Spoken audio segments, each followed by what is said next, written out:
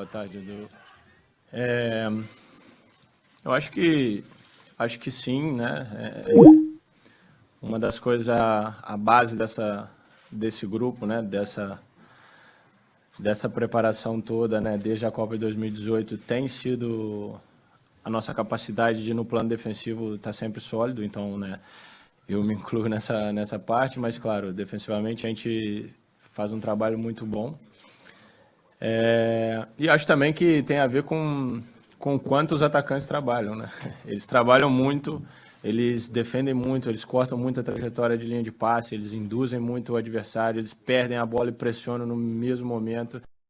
Isso deixa o Tite, né, e a comissão técnica muito à vontade para poder ter um número talvez maior de atacantes, sabendo que eles sabem o que tem que ser feito para poder que todos estejam na lista, para poder que muitos joguem junto, né? Saber que o papel deles, além de atacar, além de criar, além de fazer tudo isso, é perder a bola e pressionar no mesmo momento. Danilo, boa noite. Aqui no fundo, Monique Danello, da TNT Esportes. Nós estávamos ao vivo desde que o treino terminou, até agora esperando você chegar. E aí os torcedores ansiosos com a sua chegada resolveram ir até a última postagem sua no Instagram para que você viesse logo para a coletiva, a ponto de que você tinha 200 comentários e a postagem agora está com mais de 3.500 comentários. E eu queria te perguntar sobre isso, que é esse universo da rede social que agora está muito presente no futebol. Tudo que vocês postam vira notícia e tudo que acontece com a seleção repercute muito nas redes sociais. Eu queria saber como isso interfere, ou se não interfere, na seleção brasileira durante uma competição como essa, onde tudo vira notícia, onde os torcedores comentam, dão opinião, ficam chateados. Vocês acompanham, não acompanham? Como é que isso influencia para vocês? Oi, Monique, boa noite. Não, primeiro, para dar, né, as suas mensagens, passar as suas mensagens, receber feedbacks, eu acho que é um canal importante. Entretanto, ele vai limitado, porque, como a gente sempre sabe, nem tudo que se fala, que se passa nas redes sociais é o que é verdade, a vida real é muito mais legal, né? Então, assim, eu acho que é um canal que é importante para a gente usar como ligação com os nossos torcedores, com aquelas pessoas que nos apoiam, e passar nossas mensagens, muitas vezes com coisas que não concordamos, com coisas que a gente acha que tem que mudar. Eu acho que é justo, mas, como eu falei, vai limitado, porque isso de forma exagerada, eu acho que pode te tirar do foco, principalmente nesse momento de Copa do Mundo, onde é uma oportunidade a cada 4 anos. Então, assim, o foco tem que ser maior do que todos os outros momentos. Danilo, Alexandre Pretzel, da Rádio Bandeirantes. Você joga há tempo na Europa, como a maioria dos jogadores da seleção, e o que se diz no ciclo é o seguinte: o Brasil é forte, mas não enfrentou os gigantes europeus. Você acha que isso diminui o favoritismo da seleção brasileira ou não? Isso é só uma meia-verdade. O Brasil não precisa enfrentar os europeus para mostrar que é o melhor.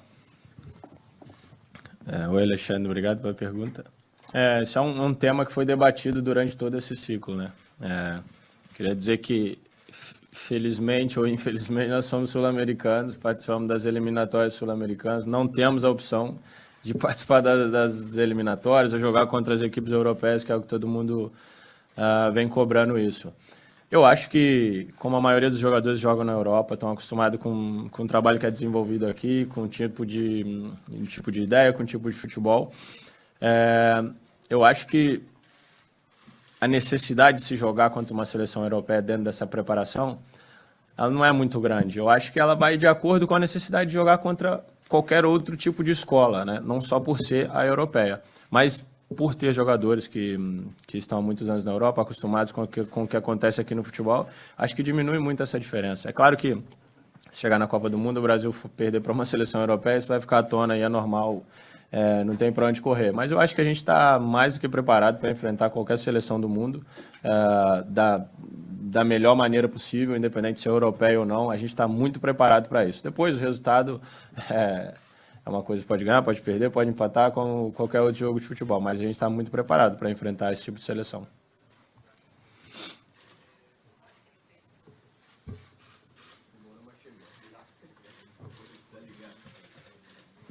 Só aprender ainda. Fala, Danilo, tudo bem? Tranquilo. Danilo, o que está se falando hoje no Brasil, muita gente perguntando por que nós vamos jogar no deserto e a gente vem se preparar na Europa. Eu acho que é até uma curiosidade das pessoas. Envolve ciência, envolve adaptação, envolve as instalações, envolve muita coisa. Será que você consegue dar esse recado, explicar para a galera por quê? Primeiro são poucos dias, né? São 4, 5 dias só. Depois todo mundo está aqui na Europa. É um centro onde a maioria dos nossos jogadores estava perto. Era mais fácil de se locomover. E eu acredito que aquilo que foi buscado pela comissão técnica, né, o Juninho, todo mundo, era ter uma estrutura onde a gente pudesse realmente estar focado em fazer o trabalho, a preparação, ou seja, onde a gente pudesse ter o repouso no hotel, se locomover o mínimo possível para ir treinar, ter a melhor estrutura de treinamento, a melhor estrutura, seja de academia, seja de fisioterapia. Afortunadamente, sou aqui na Juventus, que é a minha casa. E eu acho que essa é a justificação. São poucos dias, né? Todo mundo estava em país onde o clima é bem parecido com isso que está acontecendo aqui agora. E a partir de sábado a gente já está lá no Catar. Não vejo isso como um ponto muito importante para o que vem pela frente, não. A gente está acompanhando aqui na Band News FM a primeira coletiva da seleção brasileira, o lateral Danilo, fala ao vivo de Turim, primeiro jogador a falar desde que a equipe desembarcou por lá. A gente segue acompanhando aqui no Expresso Band News. Você se machucou 2 vezes na Copa de 2018, não pôde jogar, pediu para continuar no grupo. E durante todo esse ciclo, para a Copa de 2022, você foi um dos principais jogadores do Tite. Você só não foi convocado quando você não tinha condições físicas de jogar. Então eu queria que você contasse para a gente assim, qual é a sua reflexão diante da sua trajetória em relação a uma Copa do Mundo com a seleção brasileira. Eu costumo me arriscar, às vezes, escrevendo uns textos, umas coisas, né? E alguns dias atrás eu escrevi um texto que falava sobre um arco-íris que estava no topo da montanha. E, né, o personagem do texto, caminhando em busca do arco-íris, passou por tempestades, por floresta com frio, subiu a montanha, chegou lá no topo, depois de vencer todas as adversidades, já não estava mais o arco-íris. Mas a vista lá de cima era mais bonita do que todo mundo que ficou lá embaixo. Eu, dentro da seleção brasileira, minha primeira convocação foi em 2011, se não me engano. Quer dizer, já são 11 anos, né? Mas nessa trajetória eu fiquei fora de alguns momentos. Lesão, alguns momentos me tirou de 2 Copas Américas. Então, assim, se você me perguntar lá no começo, o que eu esperava depois de 11 anos, eu esperava ter mais presenças, mais jogos, mais títulos. Entretanto, esses últimos tempos, principalmente esse último ciclo, me presenteou com um momento muito interessante, assim, com muita responsabilidade aqui dentro, com muitos minutos, com jogos muito legais, assim. Então, assim, lá atrás eu esperava com certeza chegar 10 anos depois na seleção brasileira com muito mais presença, como eu falei, mas a vista agora é bem bacana. Chegando na minha segunda Copa do Mundo, mesmo depois de a primeira eu ter me lesionado e não ter conseguido participar de uma forma mais incisiva, esse momento eu me encontro muito preparado, eu diria, emocionalmente, tecnicamente, fisicamente, para poder estar na seleção brasileira, para poder ter esse tamanho que eu tenho dentro desse grupo e representar da melhor maneira. Então, assim, eu estou muito satisfeito. Como eu falei, esse ciclo me presenteou com tudo isso e eu não posso fazer nada menos do que estar feliz, estar satisfeito e dar o meu máximo em cada momento aqui dentro para poder devolver isso. Danilo, Wellington Campos, da Rádio Itatiaia. Que bom te ver. Frente. Que bom. Onde se falou de Daniel Alves na lateral direita, você, Daniel Alves. Como que você define o Daniel? Como que é a importância do Daniel? Ele briga contigo pela lateral? Vocês concorrem para jogar? O Daniel vai ser fundamental nessa questão de liderança, de grupo? Para quem não conhece o Daniel, para quem não sabe qual pode ser a função dele dentro e fora de campo, como que você definiria o Daniel Alves? Dentro de campo, eu acho que... Primeiro, é um prazer falar com vocês, a Rádio Itatiaia, né? Para mim é nostálgico. Dentro de campo, eu acho que todo mundo sabe o que o Daniel pode representar, né? Ele demonstrou durante a carreira dele ter um poder de resiliência, de dar a volta por cima incrível. E falando de qualidade técnica, é um cara que pode dar muito para uma equipe, inclusive características que eu não tenho condição de dar, certamente. É um jogador que demonstrou durante a carreira dele ter uma qualidade de passe, de colocar o cara na cara do gol, de descobrir espaços que poucos jogadores, até de outras posições, meio-campistas, atacantes, têm. Então, assim, as qualidades que ele tem são únicas e isso todo mundo já sabe. Em termos de liderança, o Daniel é um exemplo, seguramente. É um cara que a gente conversava até hoje, essa manhã, falávamos algumas coisas.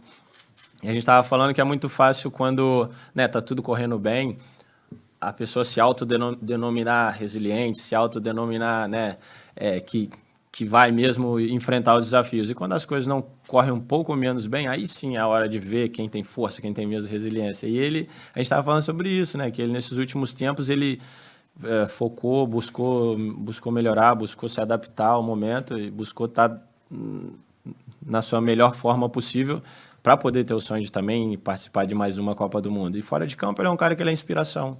É um cara que está sempre motivado, está sempre alegre, é um cara que nos treinamentos ele não relaxa um segundo, ele treina sempre a 110%. Eu acho que isso, muito mais do que qualquer palavra, é o que influencia quem está ao redor, E nesse momento de uma competição tão curta, é muito importante você estar 100% do tempo focado, 100% do tempo pensando naquilo que se deve fazer no próximo treinamento, no próximo jogo. E o Daniel Alves é um exemplo de liderança, é um exemplo de motivação que eu, principalmente, me espelho muito, tenho certeza que todo mundo dentro da seleção também. Danilo, boa noite. Igor Siqueira, do UOL. Falando sobre esse assunto do Dani ainda, você, para vir à seleção, você precisou, no seu caso específico, ser titular do Juventus, virou capitão essa temporada, joga de zagueiro, central, direita, esquerda. E o Dani, a situação, claro que tem essa história toda que você mencionou, mas a situação mais recente dele é de um período de mais de mês sem jogar, não está num time no México, precisou vir para treinar no Barcelona B. Você sente um pouco que há uma diferença de balança na concorrência pela posição? Talvez, ou até eu te pergunto de forma mais direta, você se sente prestigiado ou desprestigiado porque tem alguém no grupo da motivação que não tenha a sequência que vocês, demais jogadores, conseguiram alcançar nos seus clubes para estar aqui convocado para a Copa do Mundo? Essa comparação não existe aqui dentro, não. Essa comparação ela não é feita em nenhum momento, aliás, por nós jogadores aqui dentro. Cada um sabe aquilo que tem que fazer para ter o espaço aqui dentro, Aquilo que é criterioso para o Daniel Alves é só dele, tem a ver com aquilo que ele pode dar, tem a ver com aquilo que ele, que ele já fez, tem a ver com a história dele, é só dele. Aquilo que é critério para mim é só meu, aquilo que é critério para o Alex, para o Gabriel, é só nossa, não existe essa comparação aqui não. Acho que até por isso é um grupo muito saudável, é um grupo que tem um espírito vencedor, porque a gente não faz essa comparação aqui dentro, muito pelo contrário, cada um que chega, independente de estar muito tempo ou que volta, a gente abraça da melhor maneira possível, porque isso é uma coisa que é do Tite, é um trabalho do Tite, da comissão técnica. Cabe a nós estarmos aqui, representar bem, se doar, dar o máximo, estar preparado, essa comparação não existe aqui dentro. Danilo, aqui à sua direita, Pedro Ivo, da ESPN. Você brincou aqui quando chegou que tem que fazer a recuperação um pouquinho mais longa, que você já passou dos 30. Você teve a situação de 2018, uma lesão, acho que ali às vésperas da Costa Rica, depois fica de fora do mata-mata mais importante. Tem esse debate interno no grupo, com vocês, de uma recuperação um pouco mais cuidadosa? Faltam 9 dias para a estreia, vocês falam entre si o que passa na cabeça? O Richarlison recentemente veio de uma situação, o Paquetá também, o Antony ontem ficou um pouquinho fora do treinamento, Marquinhos hoje não treinou com bola com vocês. Como é que é esse papo interno? O que passa na cabeça 9 dias da estreia, se de fato tem essa preocupação, tem um fantasma ali que todo mundo tem medo de perder qualquer minuto desse sonho que é uma Copa do Mundo? Primeiro, é muito importante ressaltar a forma como a gente é cuidado aqui na seleção brasileira, assim, Porque apesar de ser um grupo, como você falou, temos jogadores já passaram dos 30, jogadores mais jovens, jogadores passando por momentos diferentes. Então, assim, a gente é cuidado muito, cada um de acordo com a sua necessidade de momento. Eu acho isso muito importante. Claro que um grupo tem que ter uma direção de trabalho, mas depois cada singular tem que ser tratado de uma maneira até para render no seu máximo. E aqui a gente é tratado dessa forma, assim, é muito legal. Você pode ver hoje no treino, eu e o Bremer, por exemplo, fizemos um trabalho um pouco mais diferenciado, porque nós jogamos no domingo, tivemos uma carga de jogos um pouco mais alta, Cada um, se um cara está sentindo uma coisa diferente, a gente tem esse diálogo aberto com a comissão técnica, com os fisioterapeutas, médicos, para a gente poder, quando estiver disponível 100%, render ao máximo, Então, isso já é um cuidado da comissão técnica, do corpo médico, com todos nós. Depois, claro, entre nós jogadores, a gente sempre conversa, porque é a Copa do Mundo, cara, não dá para normalizar isso. Então, a gente sempre conversa, a gente sempre fala, sempre existe esse receio, né? Mas é o que a gente sempre conversa. Já viu quando você vai jogar bola, não sei se você bate uma pelada, se você tiver com o pé doendo, a bola vai bater aonde se você for com medo? Na ponta do seu pé. Então, não tem conversa, tem que treinar ao máximo, tem que se doar ao máximo, sem tentar pensar nesse tipo de situação, e depois pedir Papai do Céu para proteger, não tem jeito, tá bom? Danilo, aqui, Fernando Calais, da Reuters. Danilo, lateral direito da seleção brasileira, falando agora de Turim, a 9 dias da estreia do Brasil na Copa do Mundo, a gente segue acompanhando aqui na Band News FM. Chegar no auge da forma física, né, por ser no meio da temporada. E o que a gente viu nesse começo de temporada foi um calendário assim, extenuante para os jogadores. A gente está vendo em várias seleções de jogadores chegando com cansaço muscular, porque foi um calendário que os jogadores não estão acostumados, né? Então, eu queria que você falasse um pouco sobre isso e também sobre o fato de que a seleção está acostumada. Na última Copa do Mundo, vocês saíram da Europa, foram para a Granja Comari, depois foram para a Inglaterra, depois foram para a Rússia. Assim, viagens muito longas, com amistosos em Singapura, nos Estados Unidos, 9 horas de fuso, não sei o quê. Agora vocês fizeram, cara, assim, você vem da tua casa dirigindo. 12 minutos de carro. A galera veio mais longo, 2 horas de voo, né? No mesmo lugar, mesma coisa. Como é que foi para vocês esse calendário alucinante de começo da temporada para os jogadores europeus? E como é que está sendo para vocês, pessoalmente, né, o jogador nessa preparação, está no lugar próximo aonde vocês estão, né, e com uma viagem muito próxima daqui para frente, onde vocês vão ficar no mesmo hotel toda a competição? Obrigado. Tudo muito peculiar, assim, realmente. Como você falou, muito se falava sobre chegar num momento no meio da temporada, onde todo mundo ia estar no auge físico. Cara, que tô vendo a galera foi espremida aí, porque é muito jogo, cara. Aqui a gente jogou o tempo inteiro a cada 2, 3 dias. Isso não é uma reclamação, é um prazer imenso fazer isso, né? Mas, às vezes, o corpo grita, precisa de descanso também, né? Quanto às viagens, quanto tudo isso, como eu falei, nós na seleção brasileira procurou-se fazer as coisas da melhor maneira possível para a gente poder estar o mais tranquilo, se deslocar o menos possível e chegar realmente, usar esse tempo que a gente está aqui realmente para recuperar as forças e chegar lá no Catar, né, na melhor maneira possível, fresco fisicamente, fresco mentalmente, que também é muito importante, porque esses últimos tempos, o cara quando joga 2 a 3 dias, ele não tem um tempo de desconectar, cara, é jogar, recuperar, jogar, recuperar. É só isso, né?